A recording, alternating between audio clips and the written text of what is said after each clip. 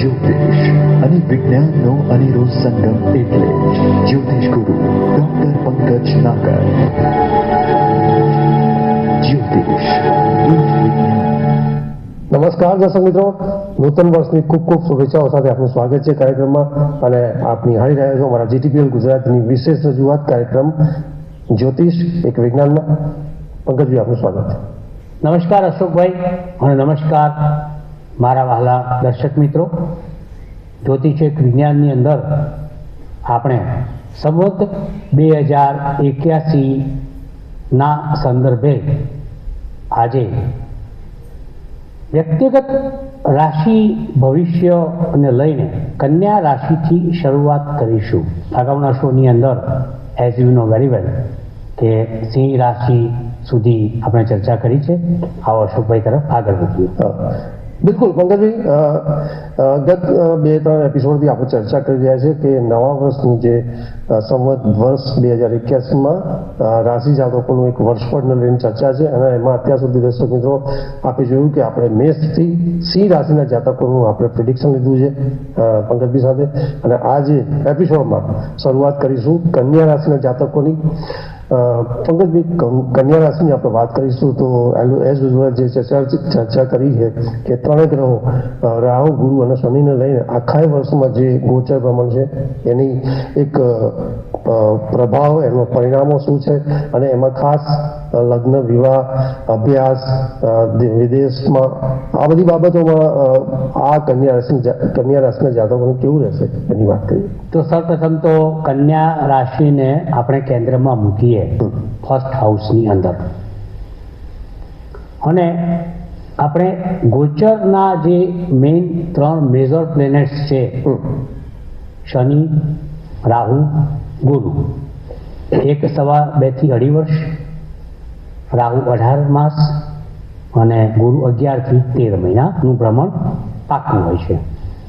હવે આ 3 પ્લેનેટ કન્યા રાશિ એટલે કે રાશિ ચક્રની 6ઠી રાશિ, જેને અંગ્રેજીમાં વર્ગો કહેવામાં આવે છે, અને તેનું જે ચિહ્ન છે એ as you know very well કે કન્યાનું એક ચિહ્ન છે, માલિક એનો બુધ છે. અને આ કન્યા રાશિથી ગ્રહોની ગોઠવણી ગોચર અનુસાર 2 ભાગની અંદર થશે. વચ્ચે ડિવાઈડર આવશે. ડિવાઈડરના આ ભાગની અંદર આપણે આ શો તમારી સમક્ષ ઓન એર થશે ત્યારથી લઈ અને માર્ચ મહિનાની 29/3/2025ના રોજ શનિ મીન રાશિમાં આવશે.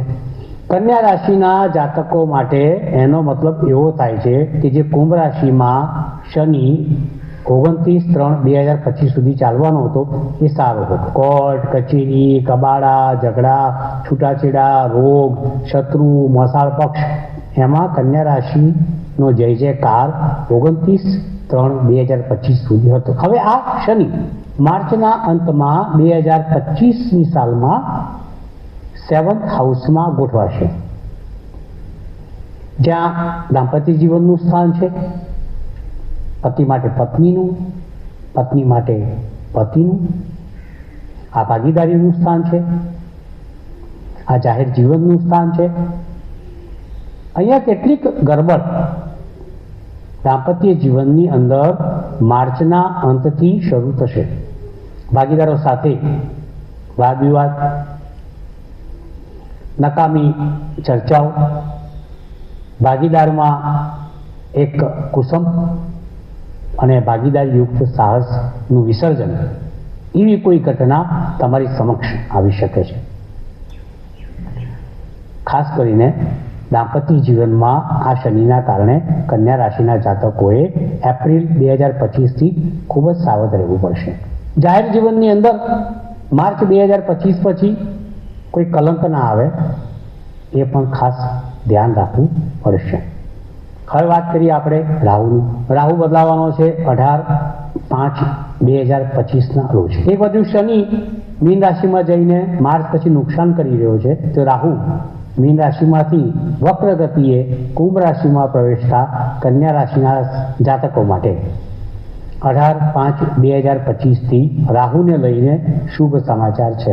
અસાધ્ય રોગોમાંથી મુક્તિ, કારણ કે રાહુ છઠ્ઠે આવશે. ષષ્ઠો રાહુએ પ્રમાણાહ શ્રેષ્ઠ ફલમ પ્રદાની ભૃગુ ઋષિ વશિષ્ઠ નારદ સર્વે આ કથન કરેલું છે.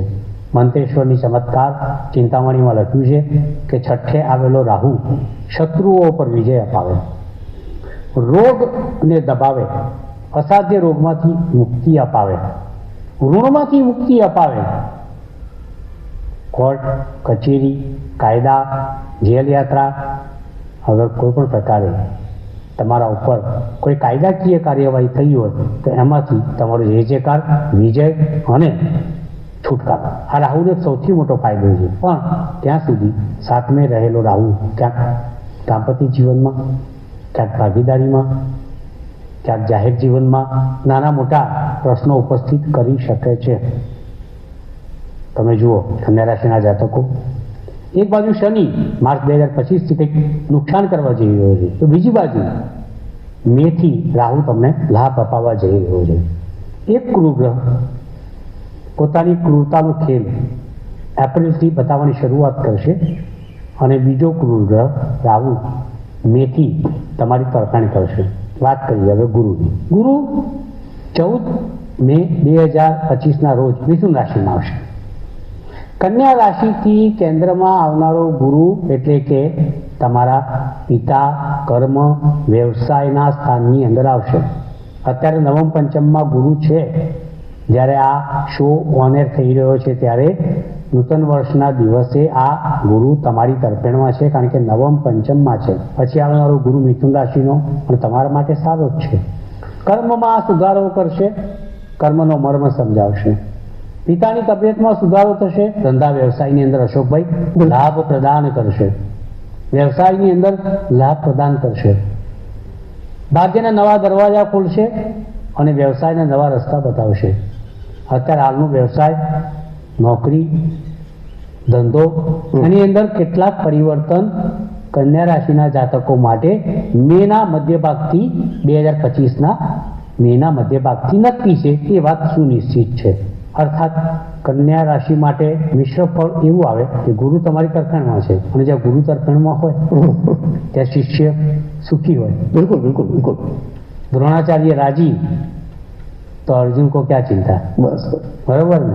રાહુ જે અણધાર્યો લાભ આપનારો ગ્રહ છે એ તમારી તરફેણ કરે પછી તમારી ચિંતા શું. શનિને જોઈ લેશું. પણ મિશ્ર ફળમાં એક વાત ચોક્કસ છે કે કન્યા રાશિના જાતકો માટે સંવત 2081ના હાફ પછીનો સમય હાફ કરતાં પણ 60-70% ઉપર લાભ આપનારો છે. તન મન ધનથી. બસ મારી શુભકામનાઓ તમારી જોડે છે. બિલકુલ પંકજભાઈ, તમે ખૂબ સુંદર વાત કરી.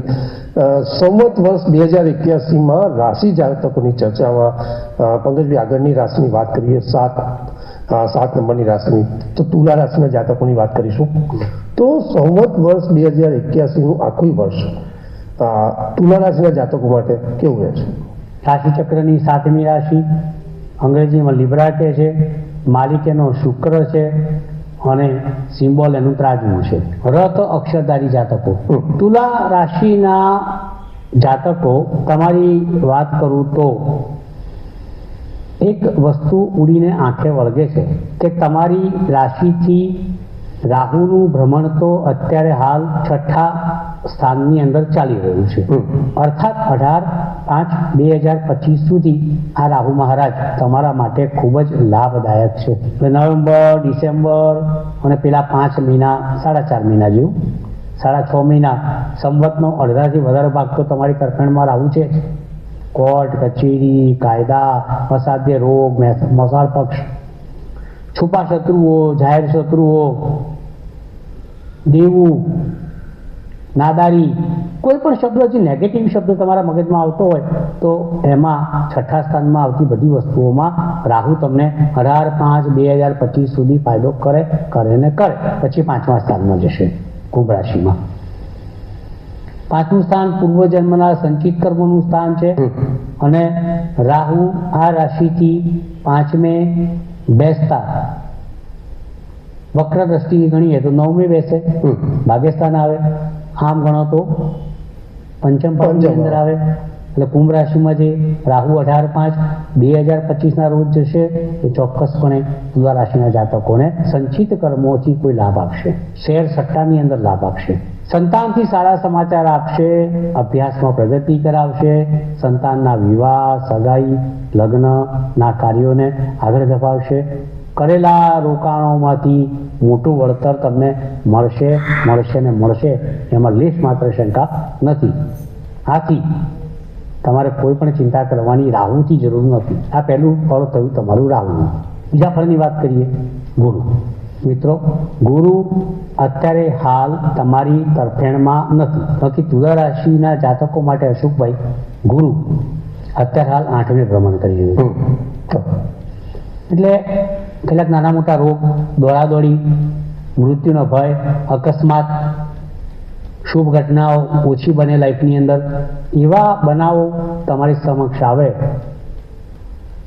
એવું મને મેની 14 તારીખ 2025ની સાલ સુધી લાગે છે. પણ પછી બદલાનારો ગુરુ મિથુન રાશિમાં જશે, જે તમારી રાશિથી નવમ પંચમમાં આવશે.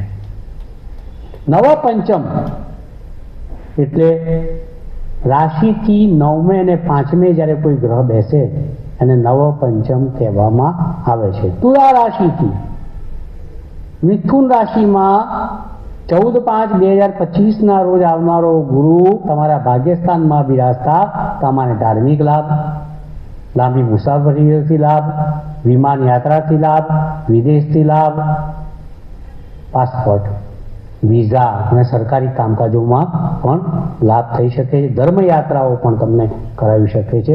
કેટલીક અવનવી તક તમારી સામે આવશે. તુલા રાશિના જાતકો મિથુનના ગુરુના કારણે મે 2025 પછી ઝડપી લેજો. પ્રમોશન, બદલી, નવો ધંધો, વ્યવસાય, ભાગ્યોદય, નવી તક, સ્વર્ગના દરવાજા ખુલશે આ ગુરુના કારણે. એ વાત સુનિશ્ચિત છે. હવે વાત કરીએ આપણે તુલા રાશિના સંદર્ભમાં શનિ. આમ તો તુલા રાશિના જાતકો માટે શનિ હંમેશા યોગકારક ગણાય. નો ડાઉટ અત્યારે કુંભ રાશિની અંદર ચાલી રહ્યો છે, પંચમ ભાવની અંદર, પણ પછી છઠ્ઠે આવશે મીન રાશિમાં. ક્યારે? માર્ચના એન્ડથી. માર્ચ 29/2025થી શનિ તમારા છઠ્ઠા ભાવની અંદર પ્રવેશ કરશે. એ પણ તમારા માટે સારો છે.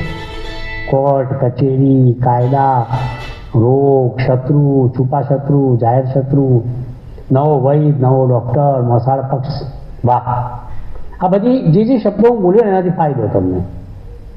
બધે જય વિજય તમારો થશે. મતલબ શું થાય છે? આવનારો શનિ માર્ચના એન્ડથી તમારા માટે ઉત્તમ.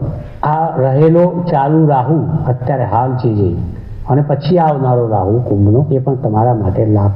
ગુરુ મિથુન રાશિમાં આવશે, એ પણ તમારા માટે લાભપ્રદ છે. તો તુલા રાશિના જાતકો, તમારા માટે તો સંવત 2081 એક મોટી ભેટ, તન મન ધનની સમૃદ્ધિની કહી શકાય, એમાં મને લેશ માત્ર શંકા નથી. બેસ્ટ લક. બિલકુલ. પંકજભાઈ, એ પછી આપણે જ્યારે વર્ષફળ રાશિ જાતકો માટે ચર્ચા કરી રહ્યા છે, સંવત વર્ષ 2081 માટે, ત્યારે 8મી રાશિની વાત કરીએ તો વૃશ્ચિક રાશિના જાતકોની વાત કરીએ તો વૃશ્ચિક રાશિના જાતકો માટે સંવત વર્ષ 2081 કેવું રહેશે? વૃશ્ચિક રાશિના જાતકો, રાશિચક્રની 8મી રાશિ સ્કોર્પિયો, તમને અંગ્રેજીમાં કહે છે વિછુડો તમારું ચિહ્ન છે. અહીં ચંદ્ર નીચ રાશિમાં આવે છે. વૃશ્ચિક રાશિમાં મંગળ આ રાશિનો માલિક છે અને 9 અક્ષરધારી જાતકો આમાં આવે. વૃશ્ચિક રાશિના જાતકો તમામે તમામ મુખ્ય ગ્રહોનો પ્રભાવ આપણે જોઈએ, ગુરુ, શનિ, રાહુનો. તો પહેલી વસ્તુ એ કહીશ કે 29/3/2025 વૃશ્ચિક રાશિના જાતકો તમારા માટે એક શ્રેષ્ઠ સમાચાર એવા છે કે શનિની નાની પનોતીમાંથી તમે મુક્ત થશો. અશોકભાઈ, મોટી પનોતી કરતા નાની પનોતીની પીડા વધારે અસહ્ય અને કષ્ટદાયી હોય છે. બરાબર. આ વસ્તુ હંમેશા ધ્યાન રાખો. અને એમાંથી મુક્ત થશે કોણ? વૃશ્ચિક રાશિ જાતકો 29 માર્ચ 2025. હવે શનિનું ભ્રમણ એવું થશે કે જે અત્યારે હાલ કુંભ રાશિમાં શનિ છે પનોતી કરે છે, પરંતુ મીન રાશિનો શનિ એમના પંચમ ભાવની અંદર આવશે એટલે પનોતીમાંથી મુક્ત થશે. પૂર્વજન્મના સંચિત કર્મોનો શનિના કારણે તમને લગભગ એપ્રિલ 2025થી લાભ મળશે. સંતાનોથી સમાચાર સારા મળશે. શેરબજારના રોકાણોથી લાભ થશે. સગાઈ વિવાહના કાર્ય થશે. ઈષ્ટદેવમાં શ્રદ્ધા તમારી વધશે. વધુ અભ્યાસ અર્થે આગળ જવાશે. વિદેશ યાત્રાઓ થશે. વિદેશ યાત્રાઓની તક મળશે. વિદેશ યાત્રાને લઈને અટકેલા કામ, વિઝા, પાસપોર્ટના કામ તમામ પૂર્ણ થશે. આ વાત થઈ શનિ તમારી ફેવરમાં. પછી રાહુ આવે. એક રાશિમાં 18 માસ રહે. આપણે ચર્ચા કરી રહ્યા છીએ ત્યારે રાહુ મીનમાં ચાલી રૂપે વક્ર ગતિએ કુંભમાં જશે. થોડુંક આ જ્યારે ચતુર્થ સ્થાનમાં હૃદયના સ્થાનની અંદર કોઈ પણ ક્રૂર ગ્રહ આવે ત્યારે ક્યાંક નાના મોટા પ્રશ્નો જાતક માટે અશુભભાઈ ઉપસ્થિત થતા હોય છે. ચતુર્થે રાહુએ અશુભમ ફલે પ્રદાની મંત્રેશ્વરનું આ વાક્ય છે. ચોથા સ્થાનમાં રાહુ જાય, સુખ સ્થાનમાં જાય, હૃદય સ્થાનમાં જાય, ક્રૂર ગ્રહ બેસે એટલે એ જાતક માટે કેટલીક સમસ્યાઓ ઊભી કરે. એટલે વૃશ્ચિક રાશિના જાતકો તો બીપી વધે, કોલેસ્ટ્રોલ વધે, હૃદયની કોઈ બીમારી આવે તો તાત્કાલિક એનું નિરાકરણ કરજો. વાહન લઈને મકાનને લઈને ખરીદીમાં, વેચવામાં, લેવામાં ઉતાવળ કરતા નહીં. કોઈ પણ પ્રકારની ચિંતા કરતા નહીં. જે છે એ તમને કહેવું પડે, જણાવવું પડે. માતાની તબિયતની કાળજી રાખજો. ત્યારથી મે 18/2025થી આ રાહુની વાત કરી. બિલકુલ. શનિની વાત પહેલા થઈ ગઈ આપણે. ગુરુની વાત કરી. હવે ગુરુ પણ તમારી રાશિથી અત્યારે 7મે છે પણ 14/5/2025થી 8મે આવશે. એટલે ગુરુ પણ પ્રતિકૂળ બનશે. અહીં અશોકભાઈ વૃશ્ચિક રાશિ માટે માત્ર શનિ સિવાયના તમામ ગ્રહો એટલે કે રાહુ છે, ગુરુ છે, ક્યાંક પ્રતિકૂળ બની રહ્યા છે. સો અગેન આઈ વુડ સે વૃશ્ચિક રાશિના જાતકો જો શનિ તમારી ફેવર કરી રહ્યો છે, પનોતીમાં તમે મુક્ત થઈ રહ્યા છો, પણ રાહુ ને ગુરુ તમારા પાછળ પડેલા જ છે. તમને એનાથી છુટકારો મળવાની સંભાવનાઓ ઓછી છે. કારણ ચોથે રાહુ આવશે, 8મે ગુરુ આવશે. બે મહત્વના ગ્રહો, લાંબા ચાલનારા ગ્રહો ક્યાંક ને ક્યાંક તમારા માટે પ્રતિકૂળ સંજોગોનું નિર્માણ કરશે. આથી પૈસા ઉધાર લેવા, કોઈને લોન આપવી, ઉધાર આપવા, મકાન લેવું, વાહન લેવું, મોટા સાહસો કરવા, કોઈ છેતરામણી ના થઈ જાય. જમીન, મકાન, વાહન લેતી વખતે 1000 વાર વિચાર કરજો. માતાની તબિયત સાચવજો. ઓવરઓલ આ તમામ રાશિની અંદર વૃશ્ચિક રાશિનું પિક્ચર ક્યાંક મને થોડું ગરબડવાળું લાગે છે. એટલે આપણે સાવધ રહેવાનું. જેમ કર્ક રાશિ માટે હું બોલ્યો હતો બિલકુલ કે ગુરુ 12મે જશે, એમ કર્ક રાશિવાળાએ પણ ધ્યાન રાખવાની મેં વાત કરી. વૃશ્ચિક રાશિવાળાએ પણ ધ્યાન રાખવાનું છે. પંકજભાઈ, સંવત વર્ષ 2081માં રાશિ જાતકોની ચર્ચામાં તમે વૃશ્ચિક રાશિના જાતકો માટે ક્યાંક ને ક્યાંક તમે રાહુ અને ગુરુથી એ સાવચેતી અને એક પ્રતિકૂળ બનશે એવી વાત કરી. પણ તમામ રાશિના જાતકો માટે આપણે પ્રયોગો જે બતાવવાના છે અને ઉપાયો સ્વરૂપે એ ચોક્કસ આપણને ફાયદો કરશે. તો એ રાશિ જાતકોની એક પ્રિડિક્શન પછી આપણે એ પ્રયોગોની પણ પંકજભાઈ વાત કરીશું. પંકજભાઈ, 2081 સંવત વર્ષની જે રાશિ જાતકોમાં આગળની રાશિની વાત કરીએ તો ધન રાશિના જાતકો માટે અક્ષરધારી જાતકો, રાશિ ચક્રની 9મી રાશિ સેજિટેરિયસ અંગ્રેજી માટે, એનો માલિક ગુરુ છે. બે ભાગની અંદર વહેંચો તમે. ધન રાશિથી તમે સર્વપ્રથમ શનિને પકડો. તો અત્યારે હાલ તો શનિ ત્રીજે ચાલી રહ્યો છે. બિલકુલ અનુકૂળ છે, સાનુકૂળ છે. પછી શનિ ધન રાશિથી જ્યારે એ મીન રાશિમાં આવશે, ધન રાશિના જાતકો માટે એ જ્યારે મીન રાશિમાં 29/3/2025ના રોજ આવશે ત્યારે ચતુર્થ સ્થાનમાં આવશે. ચતુર્થો શનિ હે મહાવિનાશમ. એટલે જ્યારે ચોથા સ્થાનની અંદર શનિ આવે ત્યારે ભયાનક ગણવામાં આવ્યો છે. હૃદયનું સ્થાન છે. ક્યાંક હૃદયની તકલીફો કરે, કોલેસ્ટ્રોલ વધારે, બીપી વધારે, માતા ઉપર સંકટ લાવે, વાહનમાં કંઈક તકલીફો કરે, ચોક્કસ જમીનની લેણદેણમાં તકલીફ કરે, મકાનમાં તકલીફ કરે. આ બધામાં સાવધ, ખેતીવાડી કરનારા લોકો ખાસ સાવધ રહેવાનું ધન રાશિના જાતકો. આ ક્યારની વાત કરું છું? એપ્રિલ 2025થી. ત્યાં સુધી વાંધો નથી, પ્રથમ ભાગ સારો છે, પણ 29/3/2025થી ખરાબ છે કંઈ ને કંઈ. પછી આપણે આગળ વિચાર કરીએ. ગુરુ હમણાં તો વૃષભ રાશિની અંદર ચાલી રહ્યો છે, જે છઠ્ઠી ચાલી રહ્યો છે, એ ધન રાશિ માટે સારું નથી. પરંતુ 14/5/2025 રોજ ગુરુ મિથુન રાશિમાં આવતા એમના સપ્તમ ભાવમાં આવશે. ભાગીદાર યુગ સાહસનો ફાયદો કરશે. પતિ પત્ની વચ્ચે સુમેળ સધાશે. જાહેર જીવન ઊંચું આવશે. ભાગીદારીથી લાભ થશે. આ વાત સુનિશ્ચિત છે. એટલે ગુરુનો પ્રથમ ભાગ તમારા માટે ખરાબ છે, બીજો ભાગ 14/5/2025 સારો છે. શનિની મેં જેમ વાત કરી એમ કે પ્રથમ ભાગ છે એ સારો છે, બીજો ભાગ તકલીફ વાળો છે. હવે રાહુની વાત કરીએ. ધન રાશિના જાતકો, રાહુ અત્યારે હાલ તમારી રાશિથી ચતુર્થ સ્થાનમાં ચાલી રહ્યો છે. બહુ સારા સમાચાર છે કે આ રાહુ 18/5/2025 રોજ કુંભમાં આવતા ત્રીજા સ્થાનમાં આવશે, એટલે લાભપ્રદ છે. પડોશીઓથી લાભ, નાની મુસાફરીઓથી લાભ, પરાક્રમોથી લાભ, જે નાની નાની વસ્તુઓ છે એનાથી લાભ, યાત્રાઓથી લાભ, ધર્મથી લાભ. તમે જુઓ, બે ભાગ પાડ્યા છે ધનરાશિના જાતકો. એકંદરે તમારા માટે સંવત 2081 મિશ્ર ફળ આપનારું, પરંતુ સારી દિશા તરફ વધારે ફળ આપનારું કહી શકાય એવું ચોક્કસપણે છે. મારી શુભકામનાઓ તમારી જોડે છે.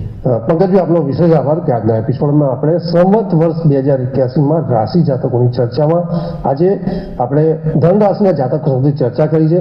અને પંકજભાઈ, સમયની મર્યાદા છે એટલે કાર્યક્રમમાં આપણે થોડો એક નેક્સ્ટ એપિસોડમાં કેરી ફોરવર્ડ કરીશું બાકીની રાશિના પ્રેડિક્શન.